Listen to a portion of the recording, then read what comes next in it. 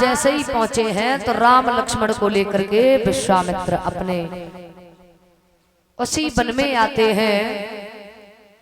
तो भगवान जा रहे थे, देखा यहाँ तो कोई नहीं रहता, कोई साधु संत महात्मा दिखाई नहीं दे रहा है। तो विश्वामित्र ने कहा कि बेटा राम, यहाँ तो बहुत साधु संत महात्मा रहते थे, भजन करते थे, लेकिन एक ताड़िका नाम की राक्षसी है, बड़ी बलशाली है, उसने यहाँ महात्माओं को खा खा करके पूरा वन खाली कर दिया। अब जैसे ही आवाज होती है तो यहाँ पर भगवान ने देखा ये तो बहुत बलशाली राक्षसी है, तो भगवान ने ताड़िका का वध किया है।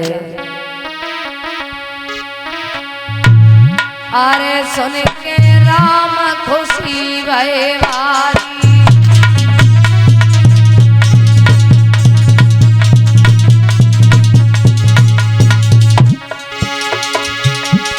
सुन के राम खुशी भय भारी, फिर डंगोर धन सकी मारी।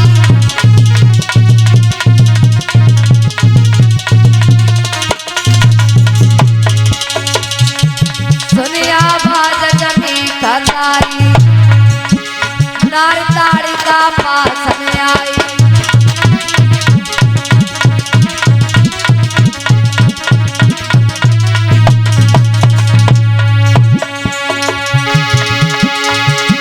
सुनिया बाज जमी खलाई, नार ताड़िका पास में आई।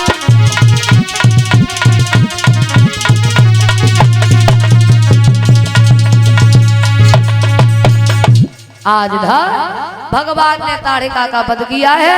आगे बढ़े, यज्ञ को शुभारंभ कराया गया है। तो जैसी स्वा स्वा की आवाज हुई, महक जब यज्ञ की वायुमंडल में फैलती है तो मारीच स्वभाव नाम की राक्षस पहुंच जाती है। अब भगवान प्रभु श्री राम और शेषावतारी लक्ष्मण यज्ञ की रक्षा में लगे हुए थे। आज भगवान ने दोनों का उद्धार किया है। महाराज यज्ञ को संपन्न कराया है। अब इधर महाराज जनक एक दिन की बात थी कि मैया सुनैना के घर पे न होने के कारण महाराज जनक के आंगन में एक धनुष रखा हुआ था, जो महात्मा दधीच की पिनाक की हड्डी का बना हुआ धनुष था, जो भगवान भोले बाबा का धनुष था। तो महाराज जनक के महलों में वो धनुष रखा हुआ था। सुनैना घर पे नहीं थी तो सीता जी ने लीपन किया, उस धनुष को उठाया और लीपन करने के बाद में पुनः उसी जगह पर उस धनुष को रख दिया। अब ये दृश्य महाराज जनक देख रहे थे। तो महाराज जनक ने देखा कि हमारी बेटी सीता ने इस धनुष को उठा लिया। तो वहीं पर उन्होंने ये मन में संकल्प लिया है कि अब हम अपनी बेटी सीता का विवाह उसी के साथ में करेंगे जो इस धनुष को तोड़ देगा। ये संकल्प लिया है। दरबार में आए सभी राजा महाराजाओं से कहा है कि अब हम अपनी बेटी सीता का स्वयंवर रखेंगे और हमारे महलों में जो धनुष रखा हुआ है उस धनुष को कोई भी राजा महाराजा तोड़ देगा, उसी के साथ में हम अपनी बेटी सीता का विवाह कर देंगे।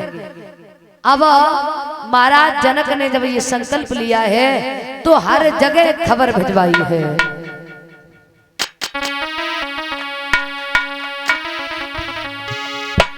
श्री शंकर जी के धनवा को और जो भी वीर यहाँ तोड़ेगा,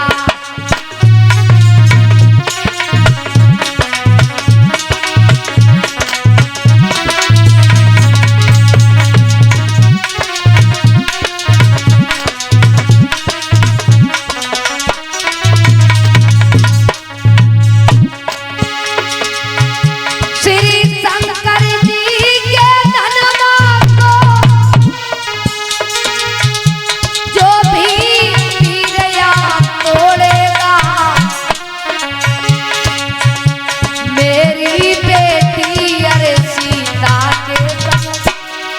बहादुर रिश्ता जोड़ेगा।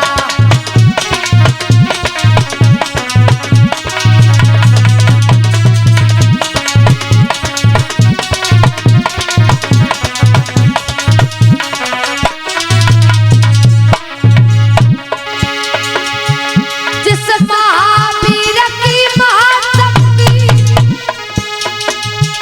जो धन तोड़ गिराएगी, बस उसी वीर को निर्विवाद जानकी विभागी जाएगी।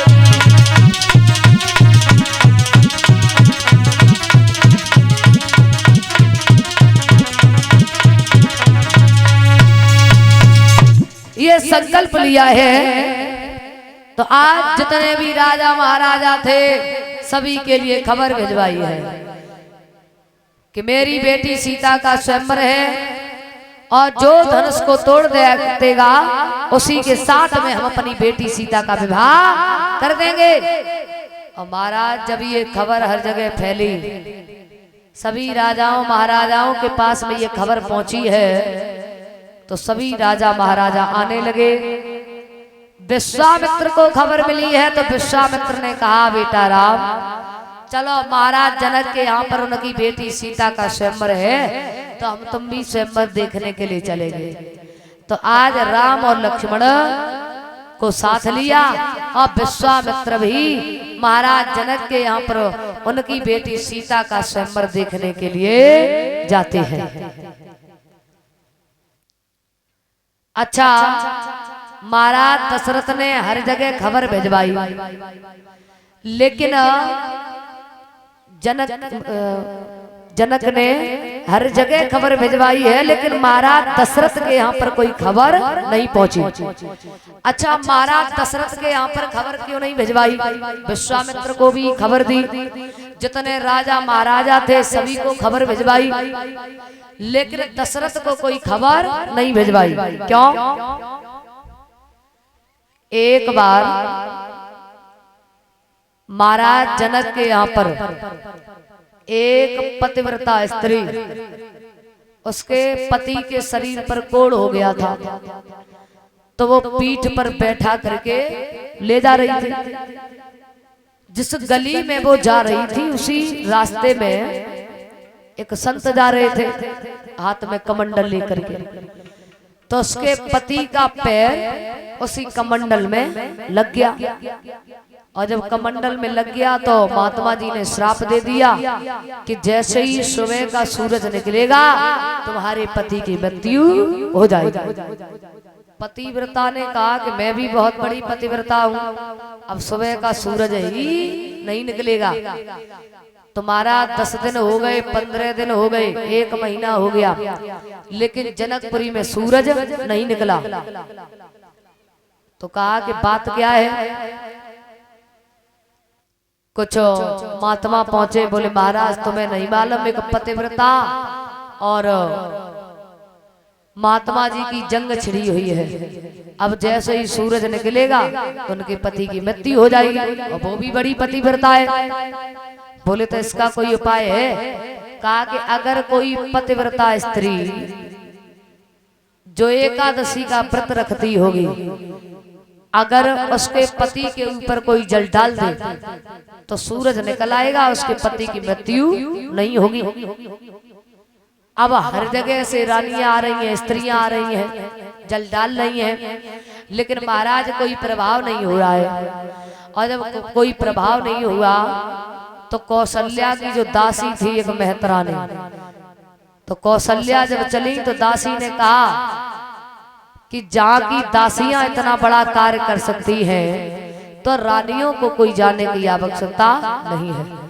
तो वो दासी पहुंची और जैसे ही उसने अपने पति के चरणों का ध्यान किया, जल डाला, सूरज निकल आया, उसके पति की भी मृत्यु नहीं हुई। महाराज जनक ने देखा कि ये तो बड़ी पतिव्रता है, एक दासी इतना बड़ा कार्य कर सकती है।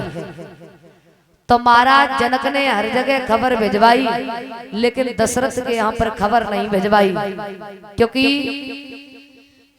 जब बाकी दासियां इतना बड़ा कार्य कर सकती है तो धनुष तोड़ना उनके लिए कोई बड़ी बात नहीं है। तो आज विश्वामित्र को जब खबर मिली है तो राम लक्ष्मण को साथ में लिया और विश्वामित्र आज आगे बढ़े हैं राम लक्ष्मण को लेकर के।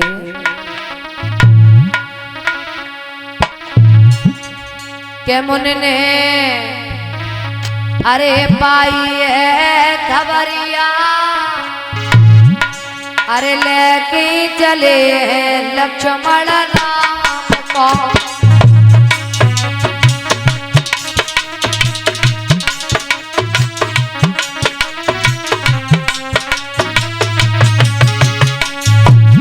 मुनि ने पाई है खबरिया, लेके चले हैं लक्ष्मण राम को।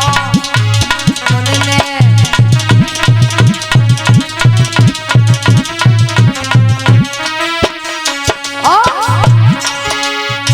चलत चलत गुरु आगे बढ़ गए, निज वन पहुंचे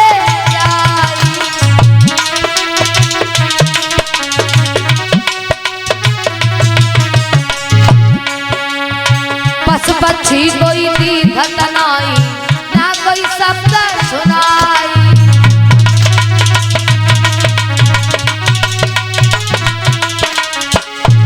चौदह तारी है नजरिया, लेके चले लक्ष्मण राम को। चौदह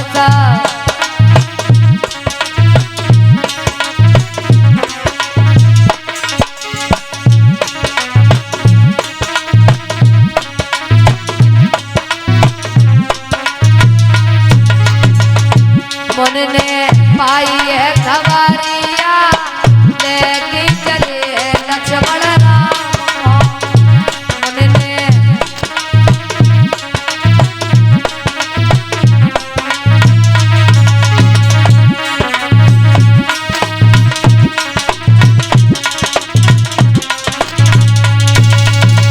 आज इधर विश्वामित्र आगे बढ़े हैं, धीरे धीरे थोड़ा आगे बढ़े तो क्या देखा है, बिल्कुल निर्जन वन दिखाई दे रहा है, पशु पक्षी भी नजर नहीं आ रहे हैं। पूछा कि गुरुदेव ये कैसा वन है, यहाँ तो कुछ भी नजर नहीं आ रहा है। अब धीरे धीरे महाराज आगे बढ़े तो क्या देखा कि वहां पर एक पत्थर की शिला पड़ी हुई है। तो राम पूछने लगे हैं गुरुदेव अब ये क्या है। बैठा लिया है विश्वामित्र ने, कहा कि बेटा राम तुम्हें नहीं मालूम, यहाँ गौतम ऋषि की कुटिया थी और यहाँ पर गौतम ऋषि रहा करते थे। उनकी पत्नी अहिल्या बहुत सुंदर थी दिखने में। एक दिन इंद्र ने अहिल्या को देख लिया तो विचार किया है कि हम अहिल्या के साथ में छल करेंगे, लेकिन गौतम ऋषि 24 घंटे कुटिया में घुसे रहते हैं, कभी बाहर ही नहीं निकलते हैं, तो छल कैसे कर पाएंगे। केवल सुबह 4 बजे यानी कि ब्रह्म मुहूर्त में गंगा स्नान करने के लिए जाते हैं। तो विचार किया तभी छल हो सकता है, लेकिन